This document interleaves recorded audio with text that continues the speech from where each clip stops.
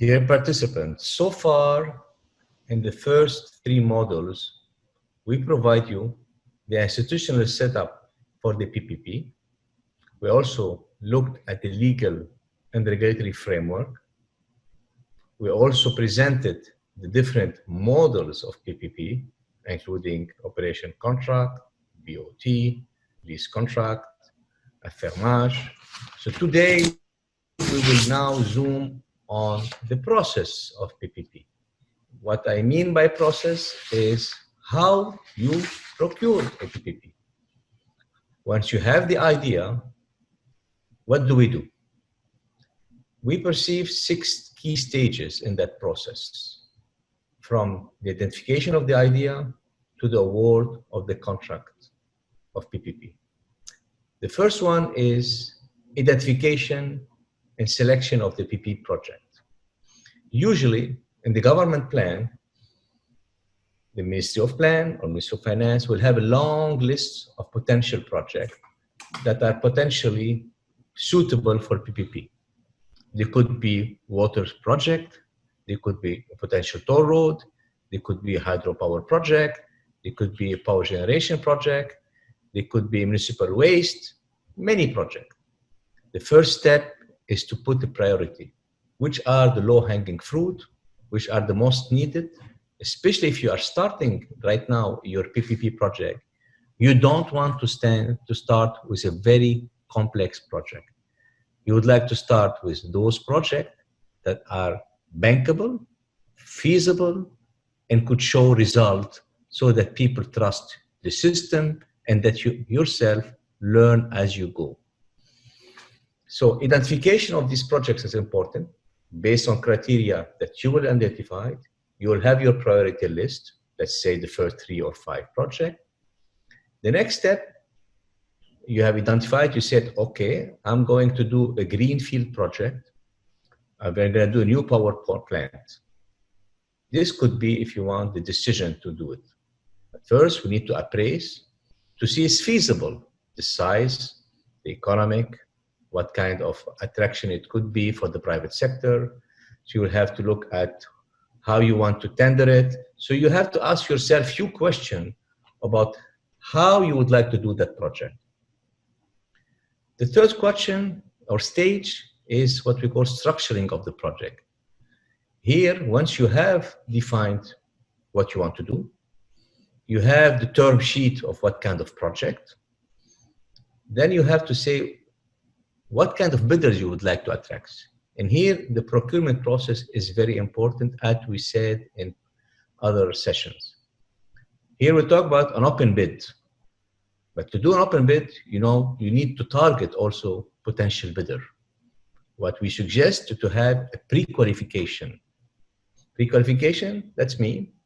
We put an announcement in the national and international newspaper with the key element of the project. And you say, I would like to build a 50 megawatt power plant in the city of, and I would like to do it on BOT or IPP or whatever form you have decided. And I would like to see potential people interested. But to do a pre-qualification process, you need also to zoom on those that you want to get. You don't want to have it open to every single small potential bidder. So usually there are criteria for pre-qualification bidders. For instance, you have to say the potential pre-qualified who should have done similar project in at least 5 countries or 2 countries, should have an average income of X and cash flow of Y. So with this approach, you will identify and you target those that will be interested to come to you.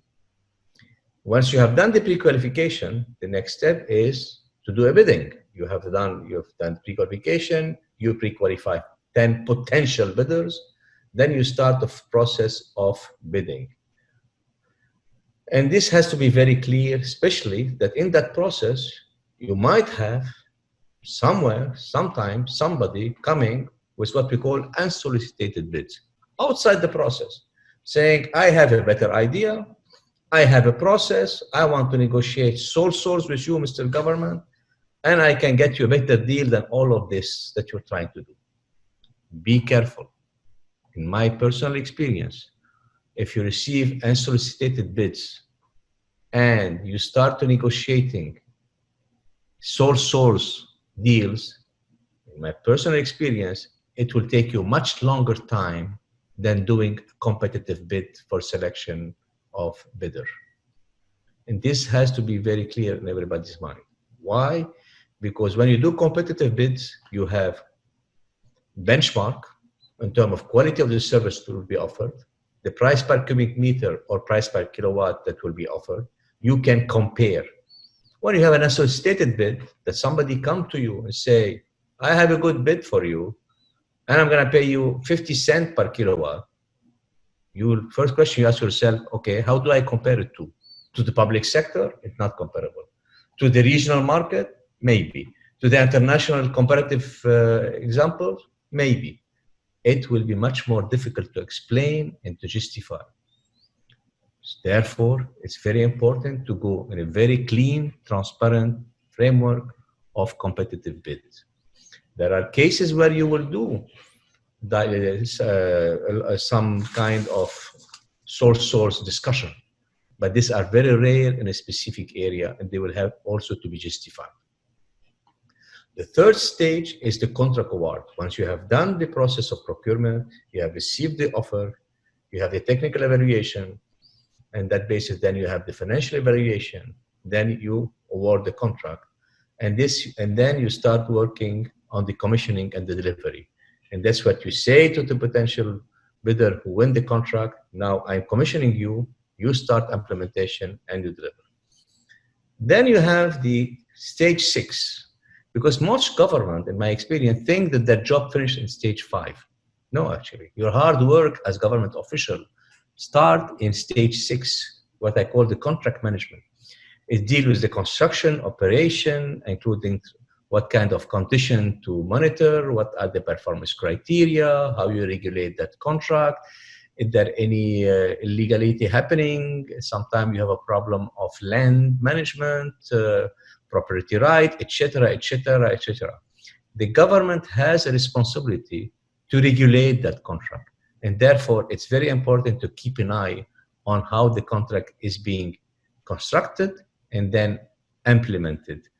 And because at the end of the day, if it's a BOT, after 20 or 25 years, it will be transferred to you. What do you want to make sure that you receive a good asset back to you? So if you look quickly to summarize all of this, these are the phases. Each phase will take different time. In my experience, between the identification and issuing of a tender, it could take a year. Some people will be always in a hurry. We want to do it in 2 months, 3 months. It is possible, it's feasible, but we have to do the right thing. The most difficult part is the structuring tender, where you will have to decide what kind of financial engineering you would like to, and what do you think the private sector could be able to bring to you. From this overall process, for instance, if we now zoom on each aspect, as I said earlier, in the identification, you have to look at the need, you have to provide an assessment of potential challenge. This is where you make your business case to the authority and to the citizen of the country. But also you have to look at the testing of the economic soundness. Is this project least cost solution? Is this project affordable once we implement it to the poor in particular? Can they pay for the service they will receive? If we're talking about a PPP project in a remote area, these are fundamental questions of governance, and government will have to be responsible of really making the case. So once again, if we zoom now on the specificity, when you identify a project and you screen, you have also to decide of preferred technical solution from a range of alternatives. But sometimes you can also decide that you don't know what is the best technical solution. You might say to yourself, let me ask the private sector to identify the solution that they would like to implement based on the performance target or the output that I would like to receive. That's another way of looking at it. In other words, I don't know what technology I have to be used, but I know that I would love to get a clean water output based on those criteria, or I would like to receive recycling water based on those criteria. This is an output-based approach of the way you look at this sector. But you have some time to provide some technical outline of the project. Description of the requirement, what you want, what you're expecting, what is the plan of the government. And the more information you provide in your bidding, the better it is in the future to help you monitor the project. But you don't have to have answer to each question. The fact that you decide to go to the private sector to procure this power plant or to hand over the management of the solid waste to the private sector is because you don't have the expertise and you cannot afford it. And we have to keep these two principles in mind as we move in the project definition. Again, we talked about the testing the economic, we talked about doing the work. Then there is a question is, how do I do that? Do I have the skills as government to prepare, identify, prepare a bidding document, prepare a term sheet, look at financial engineering? No, you don't. And we should not pretend that all this expertise exists, because if they existed, the public sector should have been run in a better way. And therefore, it is very important to have good advisors to help you prepare and advise. People with experience in doing project finance, people in experience of looking at risk allocation, people with good experience of looking what the private sector will be looking at, what kind of rate of return they are expected. And therefore, hiring advisor as part of the dedicated project team for the project is important in the PPP process. When you appraise the project, this stage comes once the project has been identified. As any appraisal of a public or private project, first you look at the scope of the contract, as we said earlier. You look at the preliminary structure of PPP in terms of financial structure. From the government perspective, what are the revenue regime? What are the tax regime? What are the contract term? What kind of profit you expect going to the private sector? And of course, since you are doing a BOT, you may want to get some dividend later down the road, not the first 5 years. So what kind of dividend structure and what kind of risk allocation structure? And these are questions that probably the Ministry of Finance, the Treasury, Ministry of Planning, some local bank could help you. But once again, you need to have the best advisor to tell you what the best project structure you will have. What we recommend also, once you've done this, is to develop a financial model which check for commercial project feasibility, different assumption in terms of contract duration, expected private sector investment, revenue flow, cost, and taxes. This financial model is also important when you receive the bids in the future, because it will help you compare the different offers based on your financial model. In some cases, I've seen the financial model even included in the competitive bid document. But in other cases, you can keep it for yourself because the private sector anyway will do a financial model. The financial model is important also because it will include different assumptions. If the contract is for 20 years, it's something. If it's for 25 years, it's different, because then the return will be spread in a different way.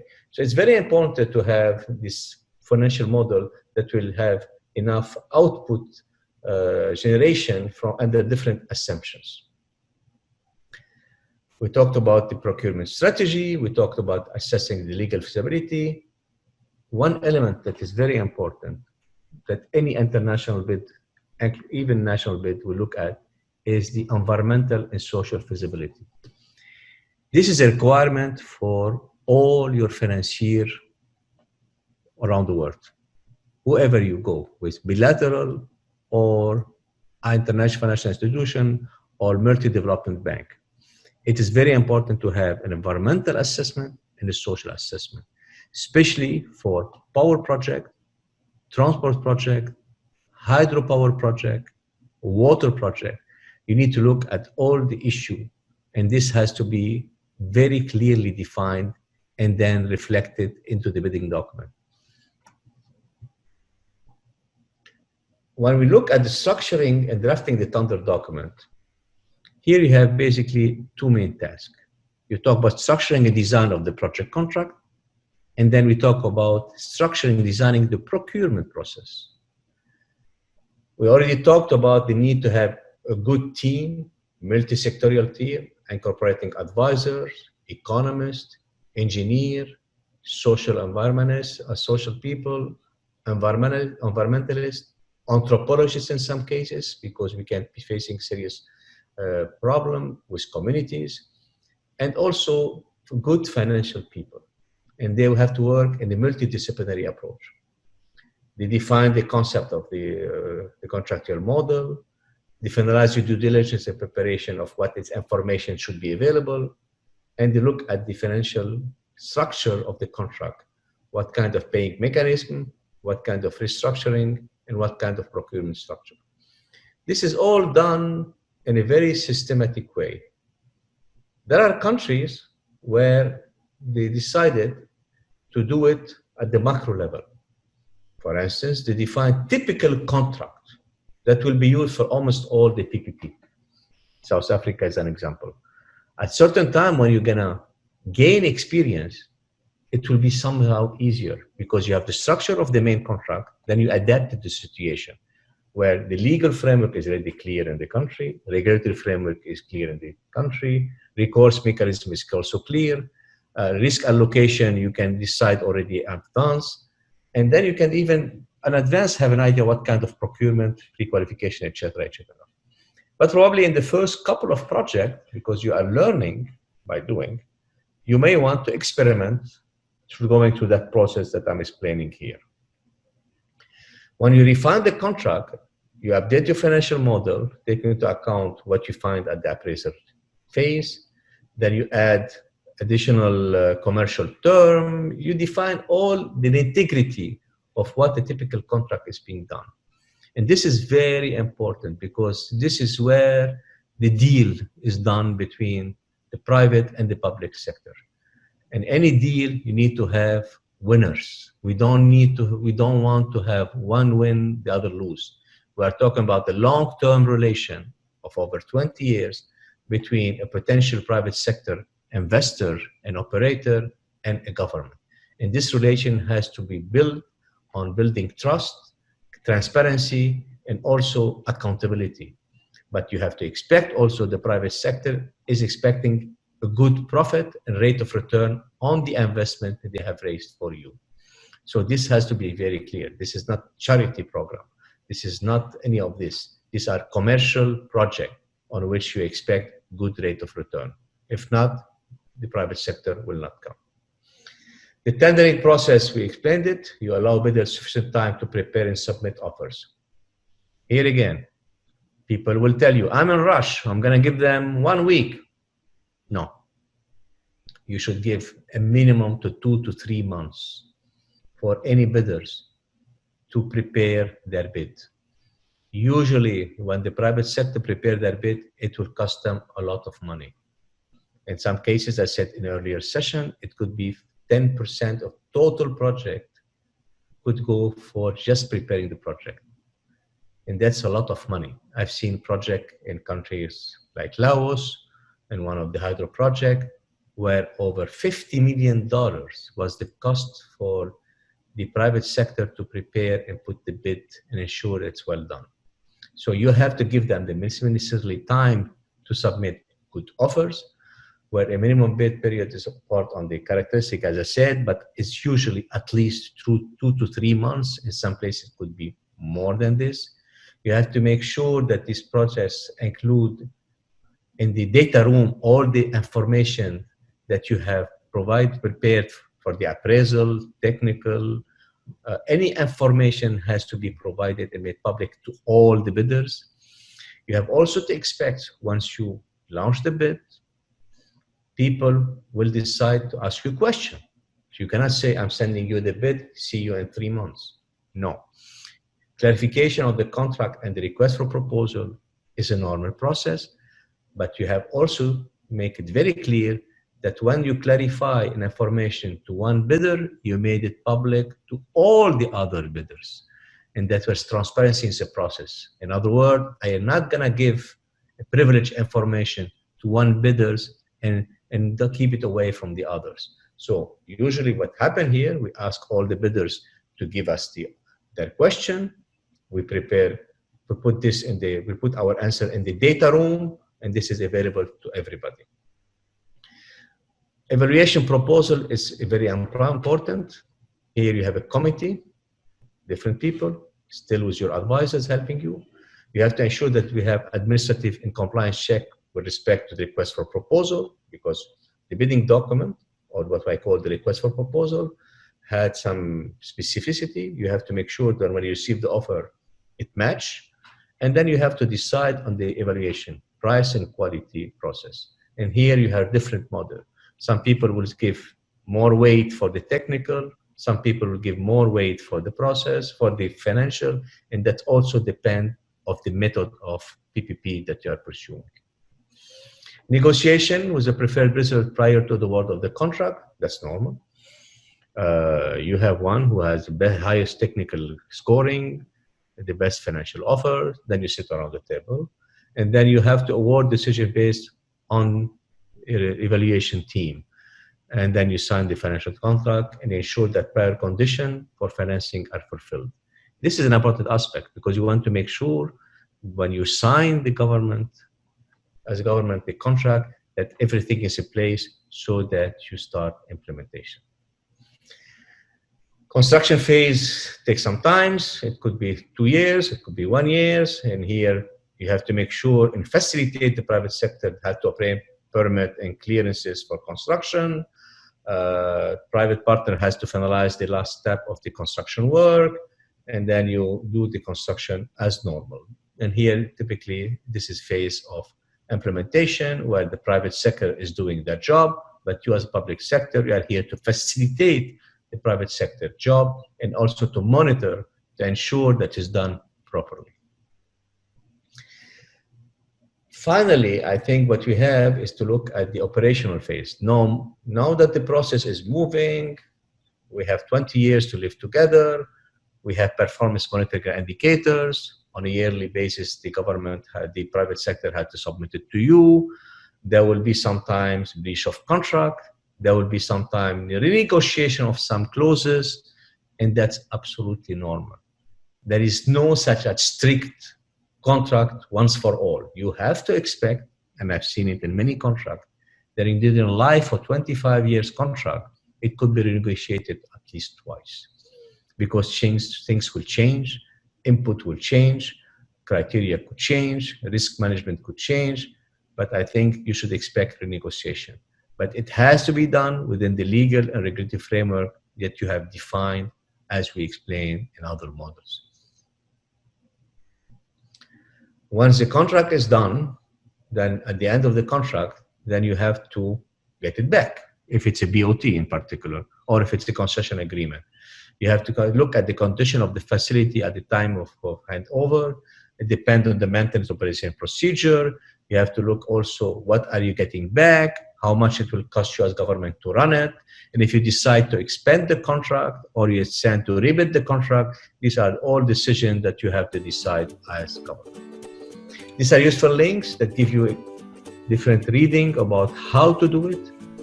It could look complicated, but in reality, if we follow each of the 6 steps properly, and we take the time to have the best advice and the best structure, it could become a very smooth process.